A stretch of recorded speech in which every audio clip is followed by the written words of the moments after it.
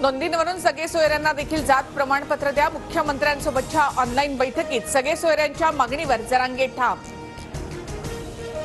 कुणबी नोंदी तपासण्याचं काम 85% पूर्ण। 24 जानेवारीला सुप्रीम कोर्टामध्ये क्युरेटिव्ह याचिकेच्या सुनावणीमध्ये भक्कम बाजू मांडणार मुख्यमंत्र्यांचं वक्तव्य। मराठवाड्यामध्ये अनेक ठिकाणी नोंदीच तपासल्या गेल्या नाहीत, जरांगेंचा आरोप। मराठवाड्यामधील प्रत्येक गावाचा रेकॉर्ड तपासला जाईल, मुख्यमंत्री शिंदेंचा जरांगेंना शब्द।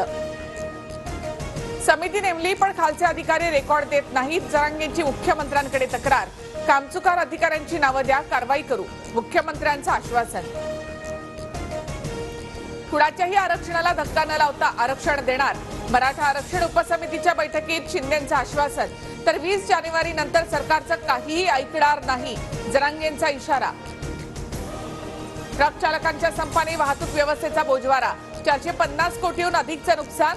इंधन वाहतूक करणाऱ्या चालकांच्या संपामुळे नाशिक, रत्नागिरी, सोलापूरसह अनेक शहरांमध्ये पेट्रोलसाठी रांगा।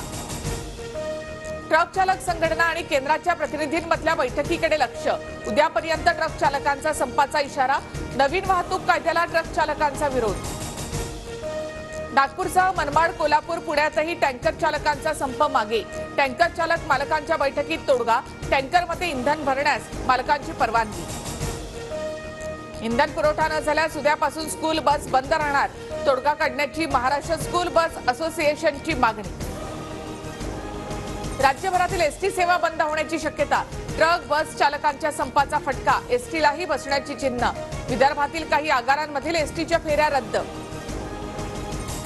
संपामुळे नवी मुंबई, दादर मार्केटसह नागपूर, अमरावती आणि नाशिकमधील भाजीपाल्याची आवक घटली। एका रात्रीत भाज्यांचे दर 25 ते 30 रुपयांनी महागले। राष्ट्रवादी आमदार अपात्रता प्रकरणी विधानसभा अध्यक्ष गुरुवारी सुनावणी घेणार, 31 जानेवारीपर्यंत सुनावणी पूर्ण करण्याचं आव्हान।